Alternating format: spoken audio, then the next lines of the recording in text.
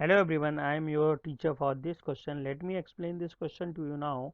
The question say that find the equation to the straight line which passing through the points 3, 4 and is such that the portion of its intercepted between the axis is divided by the point in the ratio 2:3.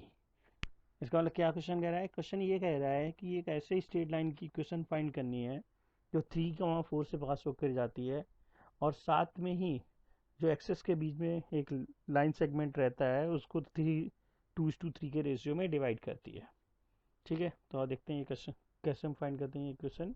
तो हम सबको पता है कि straight line की एक standard form होती है, वो क्या होती है देख लेते हैं। Let the equation of the line B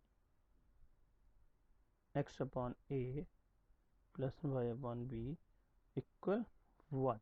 तो ये हमने सपोज कर लिया कि वो जो लाइन है हमारी वो उसकी इक्वेशन ये है। ठीक है ना, अब हमें ए और बी की वैल्यू फाइंड करनी पड़ेगी जिससे हमें आंसर मिल जाएगा। तो ज़रा इसको हम एक्स वाई प्लेन पे देखते हैं।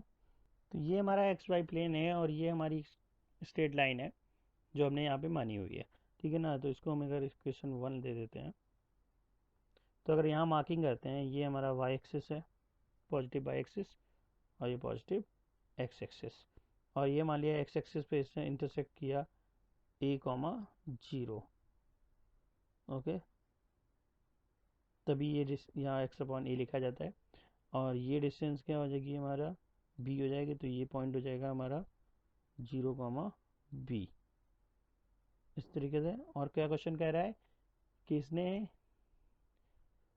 इस लाइन को 3.4 ने जो मान लिया यहाँ पे था उसे 2:3 के रेशियो में डिवाइड किया हुआ है। ठीक है, ये हमारा 3, 4 है।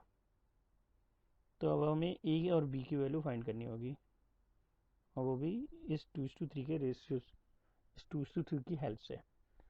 ठीक है ना, तो आगे देखते हैं कैसे होता है। जब भी एक लाइन सेगमेंट को एक पॉइंट किसी रेशियो में डिवाइड करता है तो हमें सेक्शन फार्मूला यूज करना पड़ता है उन दोनों पॉइंट्स को फाइंड करने के लिए। तो सेक्शन फार्मूला क्या है?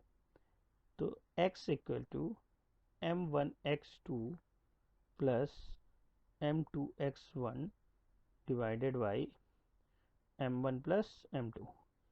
तो यहाँ m1 m2 क्या है? m1 m2 2:3 है, और x2 और x1 क्या है? x1 हमारा a और ये y1 हो जाएगा 0, और यहाँ पे x2 0 और y2 b हो जाएगा। ठीक है ना, तो इस तरीके से अगर हम देखें ये हमारा फॉर्मूला है। तो सेम चीज़ अगर हम y के लिए बोलें तो y हो जाएगा m1y2 plus m2y1 divided by m1 plus m2। तो इस फॉर्मूले की हेल्प से हम a और b की वैल्यू फाइंड कर सकते हैं। ओके, तो इस तरीके हम देखते हैं हमें x की वैल्यू कितनी दी हुई है, यहाँ पे 3 गिवन है।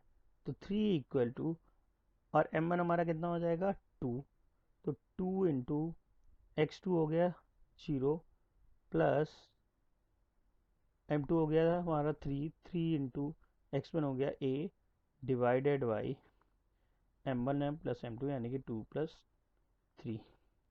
तो इस तरीके से ये हमारा कितना हो जाएगा, इसको अगर हम सॉल्व करेंगे तो यहाँ से हमारी जो वैल्यू आएगी वो आ जाएगी, इसको पूरा सॉल्व करने पे हमें a की वैल्यू मिल जाएगी a इक्वल 5। ठीक है ना, इसी तरीके से अगर हम y की हेल्प देखें तो y से हमें v मिलेगा।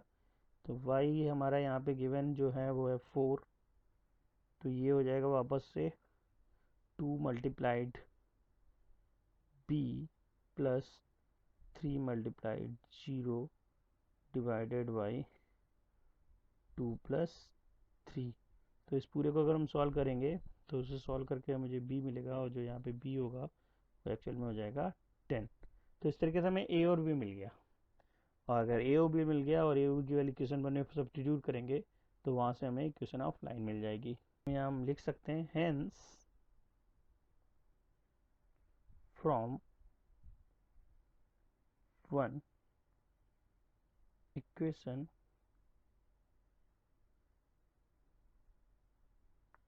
ऑफ लाइन अगर हम इसका नाम ए और बी दे देते हैं, एक्स एक्सिस पे ए मान लेते हैं और वाई एक्सिस को बी मान लेते हैं, तो इस तरीके से हमारी लाइन ए बी बन जाएगी जो 2 है। ओके, विल बी, तो हमारा आंसर क्या हो जाएगा finally, x/5 plus y/10 equal 1। तो इसको अगर हम सिंप्लीफाई कर देते तो हमारे पास लीनियर इक्वेशन आ जाएगी स्ट्रेट लाइन की। इस तरीके से जब इक्वेट करेंगे तो यहाँ 2x हो जाएगा, तो ये हो जाएगा 2x प्लस वाई इक्वल 10। तो इस तरीके से ये हमारा फाइनल आंसर आ गया। ओके, तो I hope you understood the equation. Thank you.